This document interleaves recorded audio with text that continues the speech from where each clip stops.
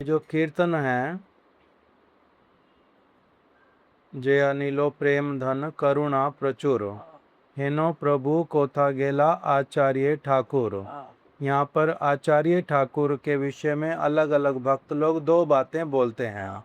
एक, कुछ लोग बोलते हैं ये अद्वैताचार्य प्रभु का नाम है, और कुछ लोग बोलते हैं श्रीनिवासाचार्य के अप्रकट होने पर उन्होंने लिखा था। श्रीनिवासाचार्य के लिए आचार्य ठाकुर। तो अभी आचार्य ठाकुर मतलब श्रीनिवासाचार्य जे अनिलो प्रेमद नरोत्तम दास ठाकुर, उनको उद्देश्य करके लिख रहे हैं श्रीनिवासाचार्य को। और उसके बाद में एक स्थान पर आता है, से सब संगीर संगे जे कैला विलास, से संग न पाइया कांदे नरोत्तम दास। से सब संगीर संगे माने रूप गोस्वामी, सनातन गोस्वामी, जिन जिनका नाम बोला कि कहाँ मेरा स्वरूप रूप, कहाँ सनातन, कहाँ दास रघुनाथ पतित पावन, कहाँ मोरा भट्ट युग, कहाँ कविराज, एका काले कोथा गेला गौर नटराज।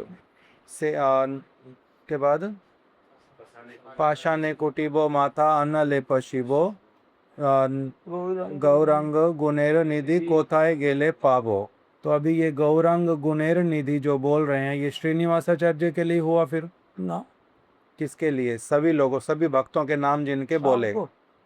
और उसके बाद फिर आता है, से सब संगीर संगे जे कैलो विलास, से संग न पाइया कांदे नरोत्तम दास।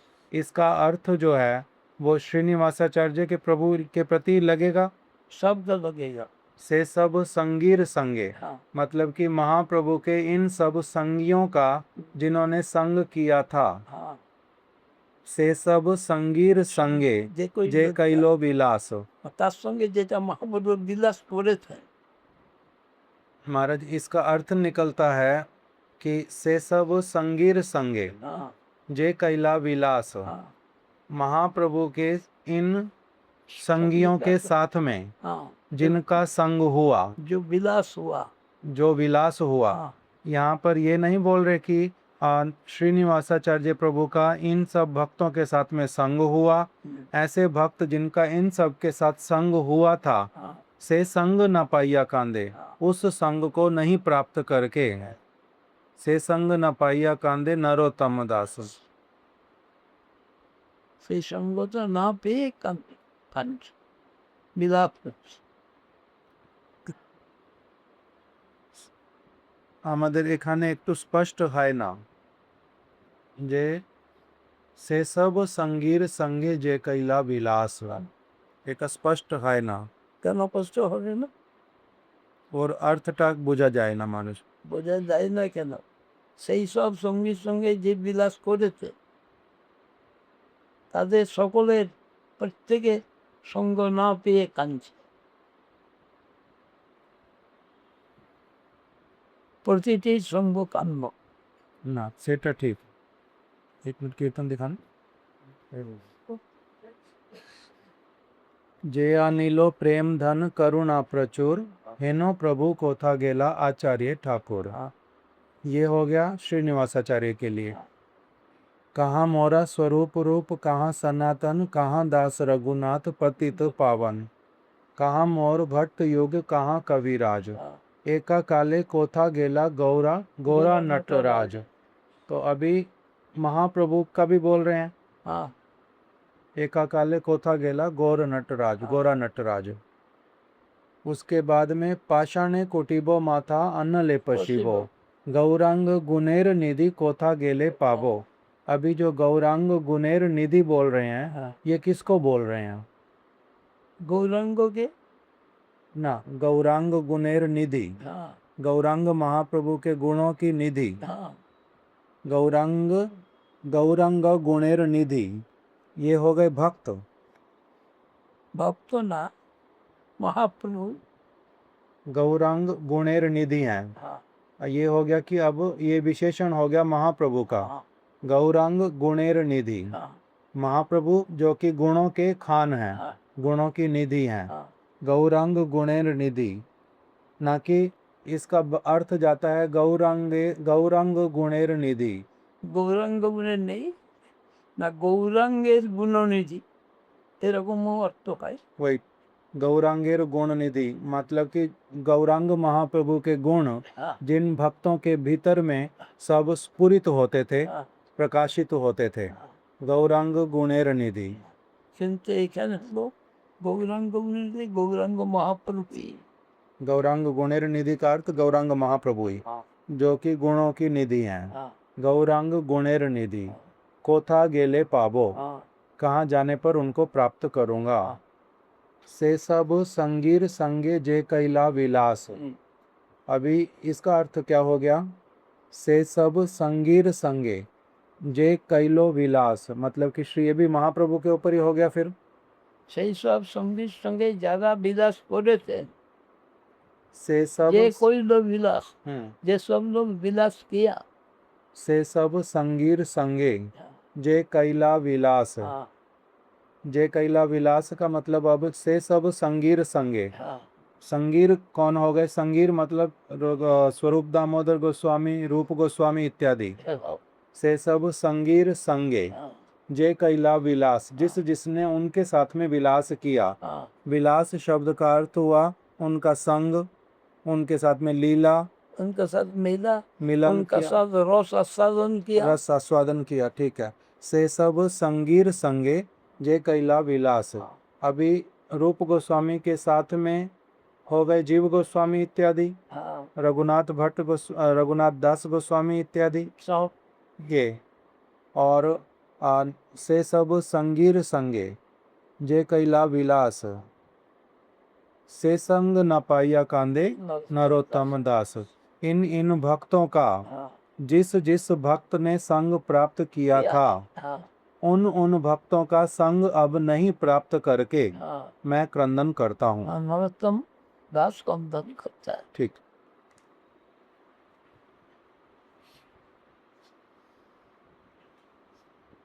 अभी एक और लास्ट कीर्तन कर दो, दो कीर्तन करने हैं। एक यहाँ पर बोलते भक्ति रुदम चेत यद्यपि माधव नाथई माम तिल माश्री कृष्ण देव भवंतम वंदे। लास्ट में उसके साथ ही पढ़ देना राधे जय दे माधव दई के बनो रुद्र करके और कीर्तन करके महाराज की रात करें।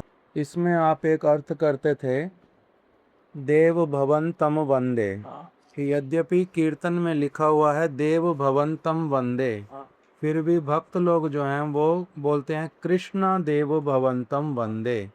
या फिर कोई कोई आप बोलते हैं, कोई भक्त लोग बोलते हैं हे देव भवंतम वंदे। तो इसका अर्थ ऐसा वाला क्यों होता है? उन्होंने अपना दिन को क्लियर करते हैं। बोल रहे हैं कि यद्यपि शिला रूप गोस्वामी पाद ने लिखा है देव भवंतम वंदे, उन्होंने कृष्ण शब्द नहीं लिखा, फिर भी भक्त लोग उसके आगे कृष्णा देव भवंतम क्यों लगाते?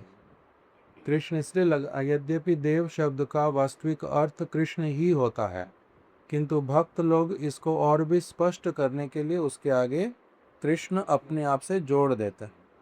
या फिर कुछ कुछ भक्त लोग पहले बोलते हैं हे देव भवंतम वंदे, फिर उसकी जगह पर कृष्ण भी बोलते। देव का अर्थ ही कृष्ण होता, एक ही अर्थ। कौन से पेज पे था ये? 46। मैंने कि कृष्ण परम दिवासा है कि ये देव मीन्स कृष्ण ओनली।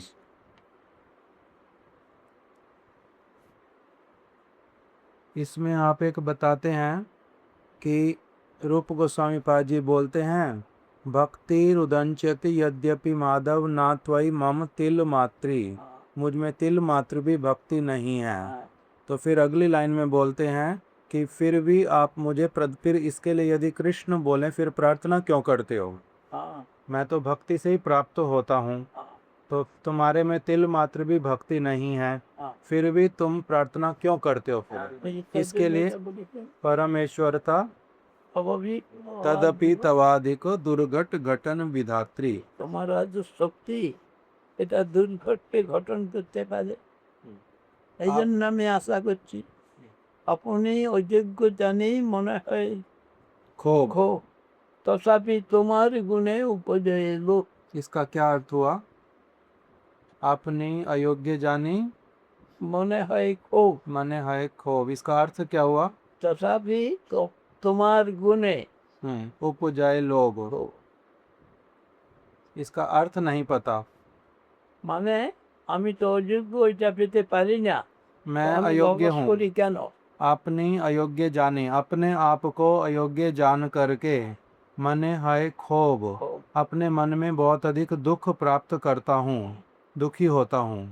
किंतु तथापि तुम्हार गुणे गुणे उपजाए लोभ, किंतु आपके गुणों के विषय में सुन करके हाँ। कि आप जो है आपको माया दुर्घटन घटान फटियो से आपकी जो योग माया शक्ति है हाँ, वो दुर्घट को भी घटा सकती है। हाँ, इसी बात को, इसी गुण को आपके सुन करके आपके चरणों में प्रार्थना करता हूँ। हाँ। मेरा पति की इच्छा जानता है। इसी के कारण ही आपको प्राप्त करने की इच्छा जागृत होती है।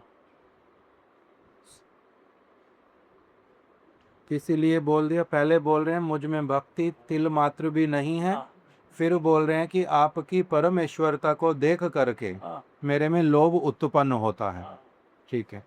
अच्छा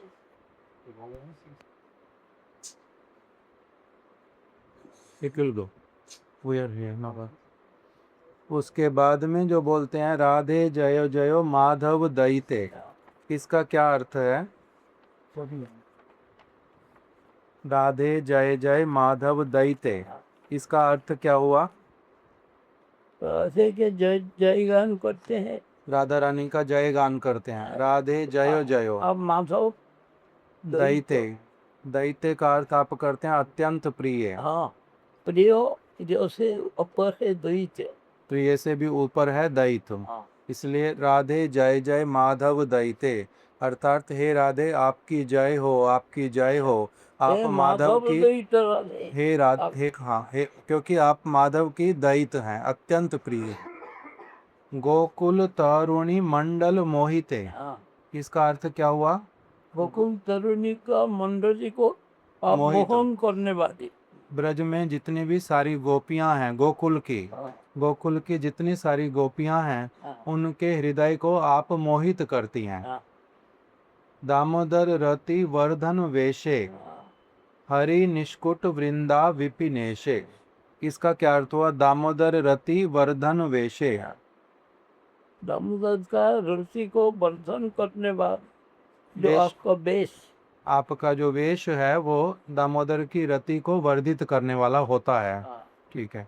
वेश का अर्थ केवल मात्र वस्त्र होते हैं या फिर आभूषण इत्यादि सब कुछ मिला कर के वेश हो? आता है सब क्या है, खाब भाव आदि सब। ठीक है। रतिवर्धन वेशे, अब वेश का अर्थ हो गया वस्त्र भी, आभूषण भी, हाव भी, भाव भी, हाँ, सब कुछ एक साथ मिला करके उसको बोल रहे हैं वेशे। ठीक है। हरि निष्कुट वृंदा विपिनेशे, हाँ, इसका क्या अर्थ हुआ? हरि निष्कुट, हाँ। इसका अर्थ क्या हुआ?